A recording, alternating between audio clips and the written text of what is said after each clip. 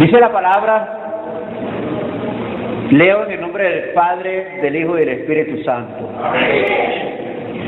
En el año que murió el rey Usías, vi yo al Señor sentado sobre un trono alto y sublime, y sus faldas llenaban el templo.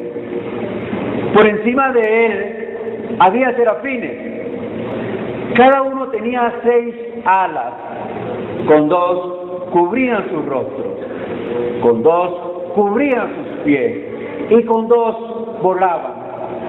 Y el uno al otro daba voces, diciendo: Santo, Santo, Santo, Jehová de los ejércitos.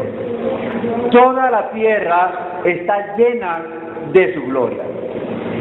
Y los quiciales de las puertas se estremecieron con la voz del que clamaba, y la casa se llenó de humo. Entonces dije: ¡ay de mí, que soy muerto! Porque siendo hombre inmundo de labios y habitando en medio de pueblo que tiene los labios inmundos, han visto mis ojos al Rey, Jehová de los ejércitos. Amén. Puedes sentarse, hermano. Vamos a ser breve, pero bastante preciso en cuanto al tema que se va a presentar. Aproximadamente, hermano, en el año 740 antes de Cristo, hubo un único acontecimiento que no se registra en ninguna otra parte de las Sagradas Escrituras. Y verdaderamente estuve buscando otro acontecimiento como este. Algunos se llegaron a asemejar, pero no ninguno como este. Este acontecimiento fue experimentado por un hombre de la aristocracia y de una cultura muy elevada, un hombre inclinado a la política de aquel entonces, de aquellos años, una persona bien hablada, una persona joven, llamado Isaías. Cuando Isaías fue llamado para cumplir su ministerio profético, eso era lo que él practicaba. Era un político, era una persona de una cultura bastante sólida y venía de una familia pudiente. Pero resulta ser, hermano, que en un momento, no sé, la palabra, la Biblia, en el relato, en lo que acabamos de leer, no lo menciona. Solamente se dice que el profeta Isaías, este muchacho, estaba en la parte exterior del templo. Estaba, para ser más conciso, estaba cerca del altar, enfrente del templo. Y de repente, hermanos, se abren las puertas. Me imagino yo, hermano, que en ese momento no había nadie ministrando. La Biblia no lo registra. No había nadie, no había un sacerdote, no había ningún levita, no había nadie ministrando en el templo en ese momento. Y una operación milagrosa que dice que las puertas del templo, las puertas del santuario se abrieron. Y no solamente las puertas del templo se abrieron, sino que el velo que va hacia el lugar santísimo, ese velo se corre, se abre, o sea, se abrió. Y entonces el profeta o Isaías, presentándose a la vista esa visión que él tuvo en ese momento, y vio al Señor sentado sobre su trono que es alto y sublime. Y vio al Señor, hermano, no solamente sentado en ese trono alto y sublime, sino que vio a unos seres,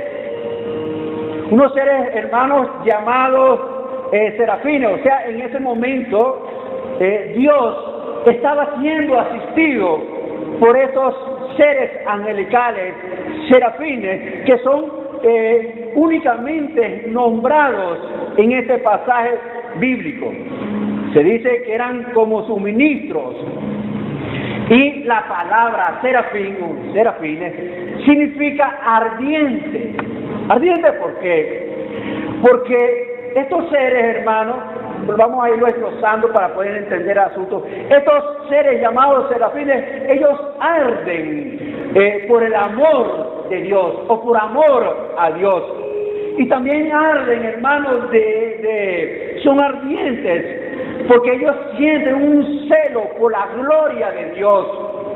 Recuerda, hermano, que cuando el Señor, Él lo ve sentado en el trono alto y sublime, ahí están los serafines moviéndose de un lugar a otro. Y claro está, los serafines, seres que están al alcance del Señor, que están también en contra del pecado, rechazan por completo, así como Dios rechaza el pecado. Y los serafines son los seres más cercanos al Creador. Y claro está, en la creación de Dios son los más hermosos en su belleza. Creo que no hay otros seres angelicales tan hermosos como los serafines, y que se les considera, hermanos, de una alta jerarquía entre los ángeles, y que, pues como les dije antes, rodean actualmente el trono de Dios. Leemos ahí, hermanos, hemos leído que cada serafín tenía 6 alas. Y tal vez nosotros nos llevamos una imaginación, no sé cómo, la Biblia nos dice cómo eran esas alas, pero nuestra imaginación a lo mejor nos llevará a ver a estas alas como las aves, como las alas de unas aves. Y por eso es que la mitología, lo que nos enseña el paganismo, es que nos presentan a esos ángeles como unas alas de cierta ave. Pero la Biblia no registra cómo son esas alas. Vamos a mantenernos ahí en esas alas. Pero estos ángeles, cada uno con sus 6 alas, la cual cada una de esas alas, cada par de alas, tenía una función importante. Recuerde que 2 de las 6 alas estaban dispuestas para volar, donde ellas movían al serafín de un lugar a otro, ¿ok? Con la misión o el punto de servir a Dios. Lo que Dios mandaba, lo que Dios decía, ellos asistían o obedecían la voluntad de Dios. Queriendo decir que están sujetos a la obediencia y a los mandamientos de Dios.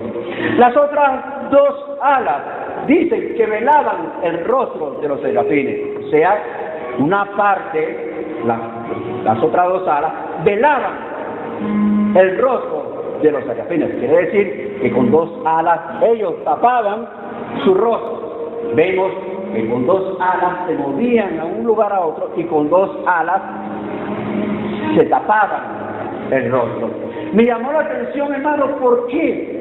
¿Por qué se tapaban estos serafines? ¿Por qué, hermano, se tapaban el rostro con otras 2 alas? Y estuve haciendo ciertas investigaciones y ellos parece ser que no se encontraban dignos de mirar al santo, de estar delante de la presencia de Dios y de llegar y penetrar en los secretos de Dios, de llegar y penetrar en las profundidades de Dios. Ellos no se conseguían suficientemente dignos y por esa razón ellos tapaban su rostro. Las otras dos alas dice que cubrían sus pies. ¿Ok? Cubrían partes no solamente de sus pies, sino toda la parte inferior de sus cuerpos celestiales. Esto significa solamente una cosa: la reverencia que ellos le presentaban a Dios en ese momento. Cada vez que los serafines están delante de la presencia de Dios, en ese trono alto y sublime, cada una de estas alas siempre han cumplido y cumplirán cada una de estas funciones, recordando que las dos últimas tapaban sus pies como un acto de reverencia al Señor. Hay algo también importante, hermano, que ellos le estaban dando una alabanza a Dios, le estaban dando de sus propios labios, cantaban al Señor antifonalmente. ¿Qué le cantaban al Señor? Antifonalmente ellos decían entre voces diciendo: Santo, Santo, Santo, Jehová de los ejércitos. Toda la tierra está llena de su gloria. Y lo volvían a repetir y decían antifonalmente: Santo, Santo, Santo, Jehová de los ejércitos. Y ministraban ahí, hermano, en el templo, sabiendo que uno de ellos cumplió una función con el profeta Isaías. Pero ese no es el asunto. Entonces, hemos visto, hermano, una manifestación, o se ve, la Biblia registra una manifestación gloriosa de la santidad de Dios. Algo tan especial, tan sublime, que solamente lo registra en esa parte de la Sagrada Escritura. Y sabemos, hermano, que la santidad de Dios es uno de sus atributos divinos. Así como Dios tiene sus atributos morales, también tiene sus atributos divinos, y entre ellos está la santidad de Él. Un atributo de su perfecta pureza moral, pues no existe absolutamente ningún pecado o pensamiento malvado en su santidad. No hay nada contrario a su palabra. Dios es santo, Dios es santo, Dios es santo, Dios es santo. Y desde el Antiguo Testamento hasta el Nuevo Testamento y hasta ahora, Dios es santo y seguirá siendo santo y seguirá siendo santo. Ahora, pero la pregunta es la siguiente: ¿por qué estoy presentando este panorama a la iglesia? ¿Sabe por qué? Porque nosotros tenemos a Dios como nuestro Padre. Y decimos muchas veces que nosotros le pertenecemos. Usted le pertenece a Dios, ¿sí o no? Pertenecemos a Dios. Y decimos: Señor, yo te pertenezco, yo soy tuyo. Y muchas veces decimos: Señor, yo también soy tu hijo amado. Decimos: yo soy hijo tuyo. Otras veces decimos: Señor, tú eres mi redentor. Tú eres mi paz, Señor. Tú eres mi Dios, tú eres todo para mí. Y a veces expresamos a Dios muchas palabras hermosas, muchas palabras bonitas para buscar de adorar, de agradar a Dios con esas palabras. Pero sabe que Él siempre ha demandado, tanto como en el pasado, como en el presente o como en el futuro, de todos sus seguidores, de todas aquellas personas que dicen: yo soy de Dios. Él les exige santidad. ¿Está copiando? Le está demandando santidad. Santidad a Jehová. Recuerda, hermano, que en el Antiguo Testamento la Biblia hace un relato de que cuando Dios manda a hacer el esfuerzo, o sea, las vestimentas sagradas para el sacerdote, que se las iba a poner única y exclusivamente cuando iba a ministrar en el lugar santísimo, una vestidura preciosa, tanto así que era cosida con hilo de oro. Y estaba adornada con piedras preciosas, pero les mandó también hacer una mitra, y le dice el Señor a Moisés, y también harás una mitra, y en esa mitra al frente pondrás una lámina grabada de oro que diga, santidad a Jehová. No sé si usted ha tenido contacto con esa lectura. Santidad a Jehová, o sea, Dios demandándole al sacerdote santidad.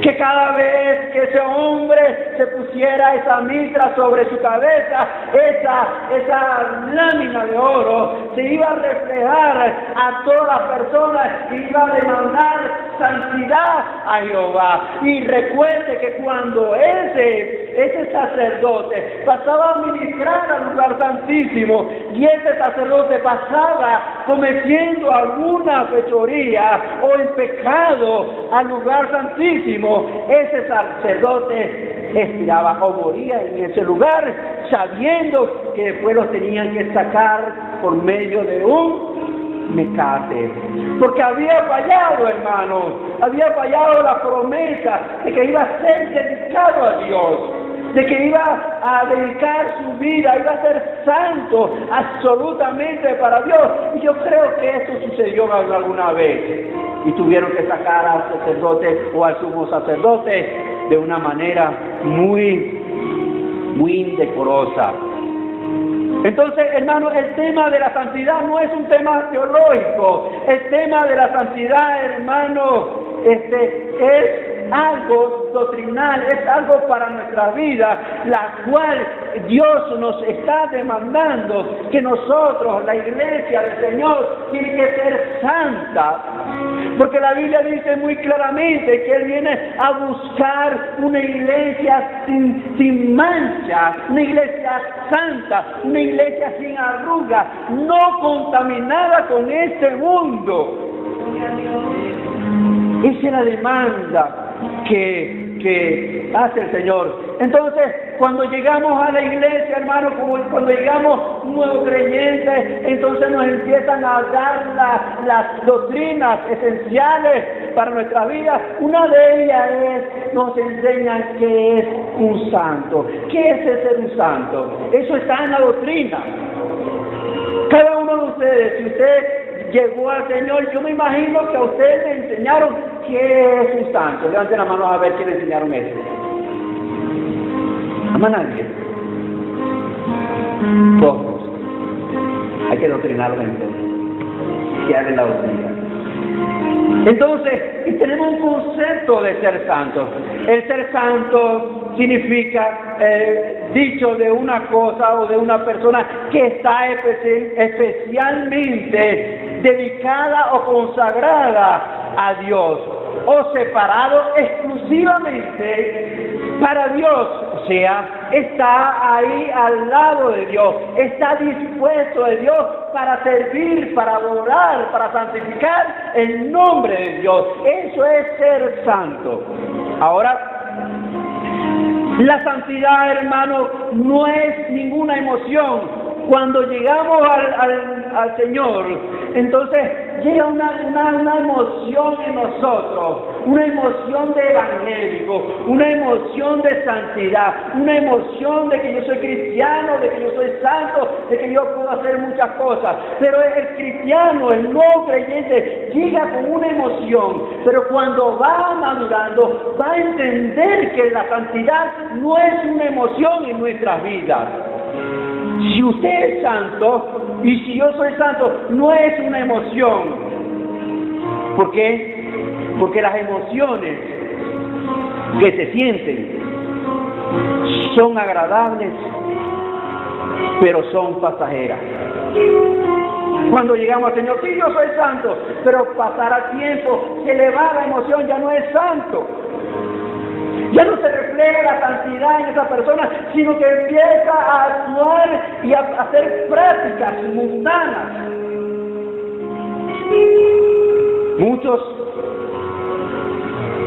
Muchos se emocionan por Cristo, pero como la parábola de la semilla que cae en mala tierra, no persevera. Y resulta ser que ese tipo de cristianos se dan a sí mismos permiso para cometer pecado a diestra y a siniestra. Nadie los para, nadie los detiene. Pero sucede que se aflojan prontamente del Señor y entonces vienen las tentaciones sobre ellos, vienen las preocupaciones sobre ellos y se desplazan de Dios, ya no quieren tener una relación con Dios, o sea, que se les apagó la emoción. No eran santos ni practicaban la santidad, sino que la emoción se les acabó. Pero un cristiano verdadero, cuando él realmente conoce la santidad, cuando él verdaderamente experimenta la santidad y conoce que Dios es santo, entonces él va a empezar a practicar la santidad. No es disfrazada, es real, es veraz.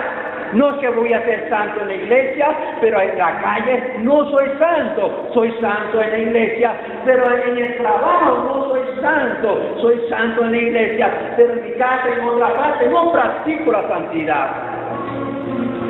Ese es el gran problema de muchos hermanos en la iglesia. Entonces, hay quienes tienen, hermanos, un complejo de santidad y se creen mejor y más santos que los demás. ¿Hay personas dentro de la iglesia de esta magnitud? Sí las hay. Sí hay personas, hermanos, que no le voy a dar a mi hermano porque me va a contaminar. No voy a abrazar a mi hermano, no voy a abrazar a mi hermana porque me va a transmitir sus cosas malas que tiene. Entonces yo prefiero alejarme de él, yo prefiero alejarme de ella para no contaminarme. Y sabe usted que ahí mismo en el libro del profeta Isaías habla del asunto. En Isaías capítulo 65, versículo 4, dice que se quedan en los sepulcros, dice la Sagrada Escritura, que se quedan en los sepulcros y en lugares escondidos pasan la noche, que comen carne de cerdo y en sus ollas hay caldo de cosas inmundas. Yo quiero, hermano, me llamó la atención esto porque este grupo de personas, desde ahí de Israel, hermano, de Israel, de personas que tenían un conocimiento único de Dios y conocían las demandas de Dios para con el pueblo de Israel, que ellos tenían que ser santos porque habían sido llamados a ser santos. Pero ellos, dice la Sagrada Escritura, que se quedaban en los sepulcros. ¿Qué hace un individuo en los sepulcros? ¿Por qué la Biblia lo dice? Porque él se esconde en lugares. Dice que se escondían en lugares por la noche o pasaban la noche. Y aparte de eso, hacían algo inmundo, practicaban una inmundicia, que comían carne de cerdo. Y aparte que comían la carne de cerdo, dice que en sus ollas habían caldos de inmundicia. Ahora, me llamó la atención por qué. Y vemos que se asemeja a algo, a muchas cosas que se practican dentro de la iglesia, de personas que dicen ser santas, pero lo que hacen son prácticas inmundas. Mire, cuando se alejaban a los sepulcros y a los lugares a esconderse, con la única finalidad de hacer o realizar prácticas de nigromancia. O sea, las prácticas de superstición, de adivinación, o de buscar o invocar a los muertos para conocer el futuro. ¿Se está dando cuenta? la actitud de esas personas que habían sido llamadas a ser santas y estaban practicando a la adivinación, estaban practicando lo que llamamos ahorita la nigromancia, y aparte de eso, estaban comiendo carne de cerdo, algo que era prohibido por la ley de Dios. Si vemos en el Antiguo Testamento cómo Dios le prohíbe al pueblo de Israel comer ciertas aves, comer ciertos animales, pero a ellos no les importaban. Les gustaba la comida de cerdo, les gustaba comer el cerdo, les gustaba la chuleta, les gustaba el tocino. Así hacen muchos evangélicos hoy. Les gusta la chuleta, les gusta el tocino, les gusta el porcino, les gustan todas estas cosas. Se revuelcan, hermano, en el pecado. Se revuelcan, hermano, en el lodo. Se revuelcan, hermano, como se revuelca un cerdo en el pichaque. Así hay muchos evangélicos que se están revolcando en la inmundicia de un chiquero. Se están revolcando en el pecado y creen que todo está muy bien hecho. Y dice que hacían caldo de cerdo en sus ollas. Y entonces ese caldo de cerdo lo empleaban con una sola intención, de hacer ritos mágicos y ofrecerlos a los dioses paganos. El paganismo.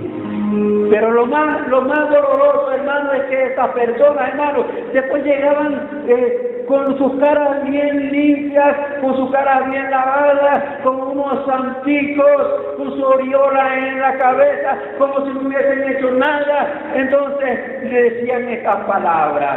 En Isaías 65:5 dice: estate en tu lugar, no te acerques a mí, porque soy más santo que tú. ¿Qué les parece? Aún con todas esas prácticas, llegaban al pueblo con esa arrogancia, con esa mentira: no me toques, déjame, porque yo soy más santo que tú. Actualmente, en nuestras iglesias hay quienes dicen ser santos, más santos que los demás, pero realmente están llenos de pecado, están llenos de inmundicia, están llenos de inmoralidad, están llenos de vicios, están llenos de malas palabras, están llenos de ira, están llenos de celos, y después llegan a la iglesia, ser mejor que los demás, y decirle al hermano, a la hermana o a alguien: no quiero tocarlo, no quiero tocarla, porque yo soy más santo que ellos, porque cada vez que yo vengo a la iglesia, yo duro 1 o 2 horas leyendo la Biblia y oro mucho, pero tiene algo escondido por ahí, tiene prácticas no de nigromancia, pero tiene prácticas mundanas, paganas, la cual Dios aborrece, y dicen que son santos. Así está de grave. Entonces no son santos. Yo les puse un nombre a ese tipo de personas, yo los llamé a ellos fanáticos, o los llamo fanáticos. Son fanáticos dentro de la iglesia de Cristo. Son personas que entorpecen la obra del Señor, que cometen su pecado por allá, y entonces el que paga el plato roto se llama la iglesia, y ese hermano o ese hermano no se congrega allá en la iglesia fuente de la vida eterna. Entonces, esos hermanos allá son así. Entonces, por el testimonio de alguien dentro de la iglesia, entonces no van a señalar al santo que está cometiendo el pecado, sino que van a señalar a la iglesia en general.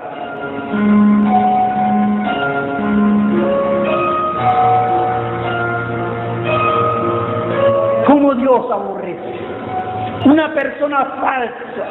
¿Cómo Dios aborrece a un hipócrita que llega con su cara limpia, como llegaban estos individuos con una cara limpia, pero venían de practicar inmundicia, venían de practicar nigromancia? Llegan muchas personas a la iglesia de Cristo cuando hacen sus miles y miles de fechorías para allá, llegan a la iglesia, aquí no ha pasado nada, porque Dios es mi redentor. Yo creo que la Biblia dice, la Biblia es clara cuando dice que el que peca deliberadamente, ya para esa persona ya no hay remisión, Ya no hay remisión de pecado para esa persona, porque es un practicante de pecado. Ha pisoteado la sangre santa del Cordero.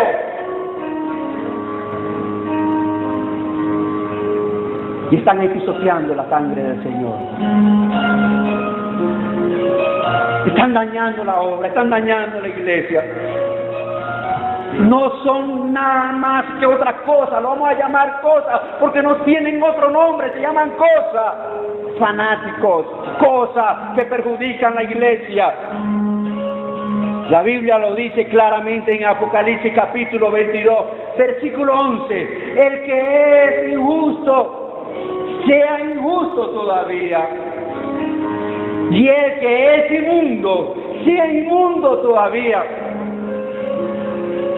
Y el que es justo, practique la justicia todavía. Y el que es santo, santifíquese todavía. Así el versículo es claro cuando lo dice. Si hoy anda en la inmundicia, pues sea inmundo, no sea hipócrita. No hay que ser hipócrita, porque Dios conoce la hipocresía que hay en muchos de nuestros corazones y en nuestras mentes. Él sabe quién es santo, Él sabe quién es inmundo, Él sabe quién es justo, Él sabe quién es injusto. No, Dios no puede ser burlado. Dios, nadie se puede burlar de Dios. Estas personas hebreas, estas personas judías, ellos pensaban que se estaban burlando de Dios. Entonces Dios tuvo que llamar al profeta Isaías para demandar el pecado que ellos estaban haciendo en el pueblo. Dios, tanto en ese tiempo, hoy en día Dios va a seguir levantando hombres, mujeres para demandar el pecado que hay oculto. Va a salir a flote, van a salir a flote muchas cosas. Ahora, ¿por qué la santidad? ¿Por qué usted necesita la santidad? ¿Por qué yo necesito la santidad?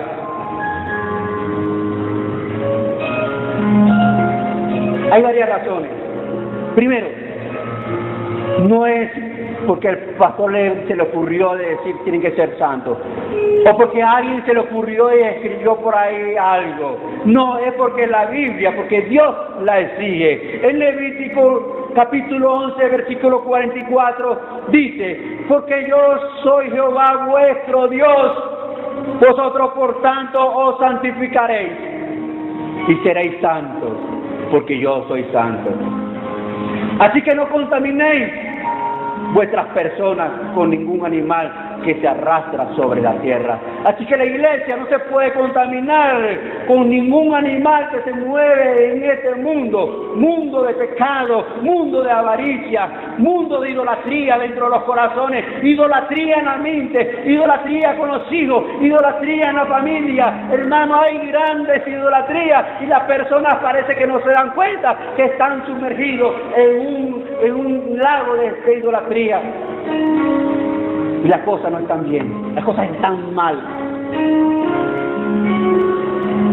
Primera de Pedro capítulo 1 versículo 16 dice: porque escrito está, sé santo porque yo soy santo. Mire lo que está apelando el apóstol Pedro. Está apelando a las escrituras que se acaba de leer, el Levítico 11:44. Porque escrito está, dice el apóstol Pedro, inspirado del Espíritu Santo: sé santo porque yo soy santo. En Hebreo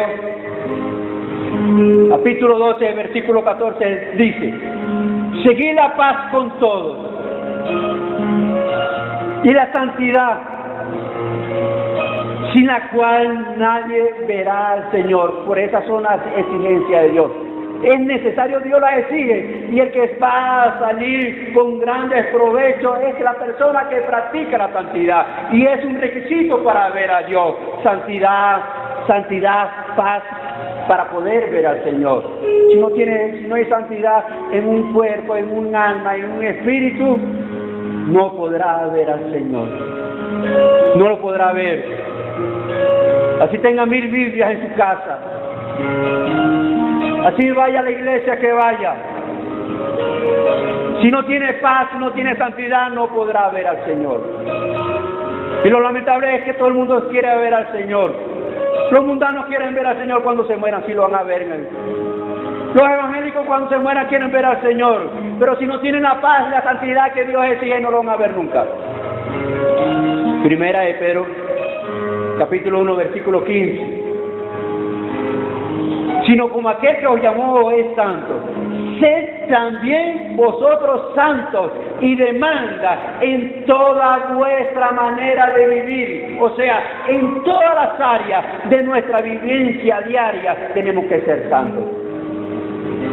En cualquier lugar que nosotros estemos tenemos que ser santos. En nuestra manera de hablar tiene que ser santa.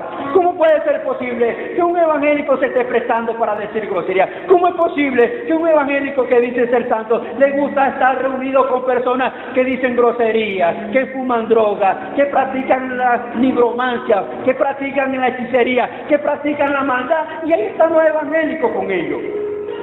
Y entonces la palabra es clara y lo dice: sed santo en toda vuestra manera de vivir. En la manera de vivir quiere decir que también tiene que ser en la manera de pensar, en la manera de oír, en la manera de vestir, en la manera de expresarme con los demás. Yo no puedo llegarle a una persona y decirle 4 groserías.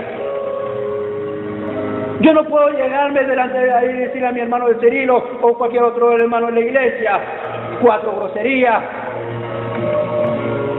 para hacerme sentir. Entonces nuestra manera de ser santo es demandada por Dios en todas las áreas. No hay una en que no se exija la santidad. Hogares. Y por ahí hay un versículo que dice que la santidad conviene a tu casa. Pero hay hogares, hermanos, que la santidad, miren, no se ve en ninguna parte. No se ve la santidad ni siquiera en la puerta. Lo que hay es conflicto. Lo que hay es guerra. Palabras vienen, palabras van. Maldiciones vienen, maldiciones van. Y no se refleja la santidad en ninguna parte. El hombre insulta a la mujer insulta al hombre, los padres insultan a los niños insultan a los padres. ¿Se puede haber santidad en ese lugar? Yo creo que uno de los primeros lugares donde tiene que, aparte de mi vida, de mi corazón, de mi ser, de su ser, de su espíritu, donde tiene que morar la santidad, yo creo que el otro lugar donde tiene que haber santidad, hermanos, es en nuestro hogar. Es nuestro lugar donde nosotros vivimos.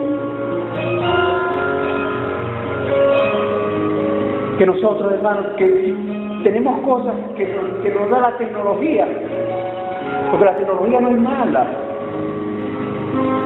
la tecnología es buena, pero cuando yo agarre la tecnología para hacer cosas indebidas en mi casa, ya no hay santidad ahí. Porque yo puedo tener un televisor. Usted puede tener un televisor. Yo voy a su casa y usted tiene un televisor. ¿Sí? Pero ¿para qué tenemos el televisor? ¿Para ver pornografía? ¿Para ver cosas inaceptables por Dios? Y la santidad en el hogar, hermano, Dios la exige. Santidad incluso, yo voy un poquito más allá. La santidad en las relaciones sexuales. La santidad, porque hay una manera, hermanos, hay manera de ofender a Dios, de ofender a la pareja en el lecho.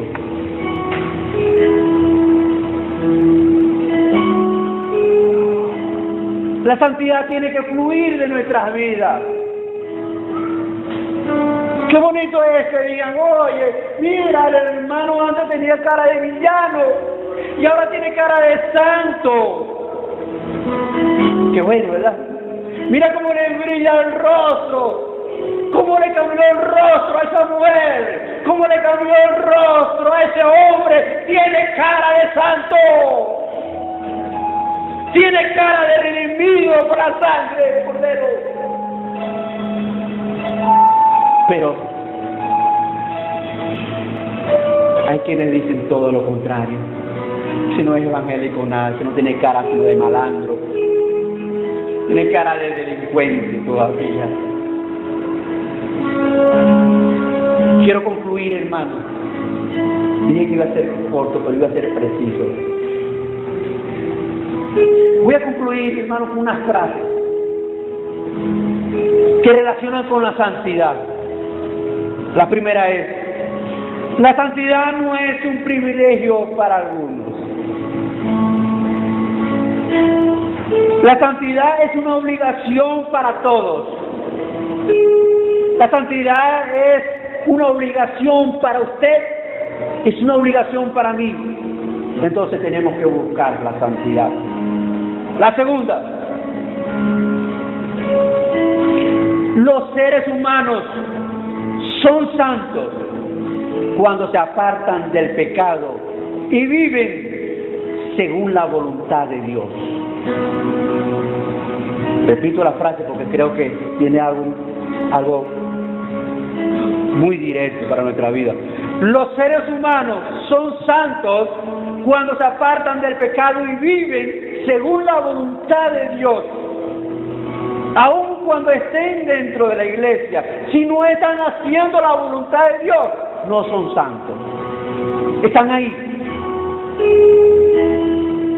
Están ahí.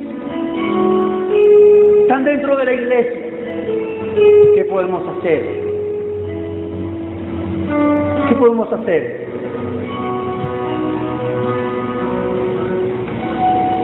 Si yo no doblego, si usted no doblega su corazón a la santidad, no vamos a alcanzar la santidad. Él solamente la demanda. Solo Dios la demanda, ser santo. Tú verás si lo eres o no lo eres. La santidad es obra de Jesús, porque Él es el que nos santifica. La santidad es obra de Jesús, pero Él nos impone. Él nos impone a nuestras vidas para que nosotros seamos santos. Solamente Él requiere la respuesta libre de nosotros. Sí, Señor, yo voy a ser santo.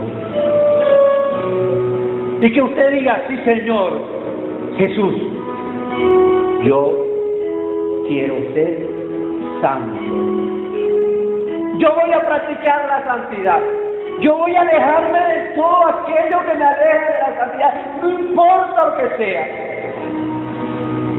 Hay unos hermanos que le hice una prueba de bautismo.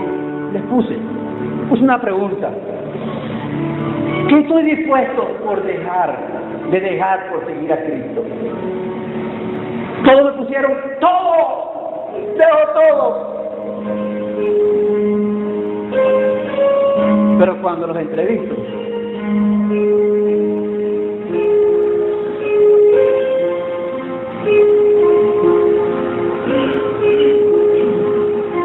no estamos dispuestos para dejarlo todo para seguir la santidad. No estamos dispuestos. Porque dejar todo por seguir a Cristo, por seguir la santidad de Cristo, es que yo tengo que dejar cosas que me gustan tanto, que estoy tan inclinado, estoy tan adaptados a ella, que se han convertido en parte de mi cuerpo. Es como quitarme el dedo. No puedo quitarme el dedo porque me va a doler y el dedo me está perjudicando. Duele dejar muchas cosas por la santidad. Jesús dijo sus palabras: Señor, Padre, te pido que los santifiques en tu palabra.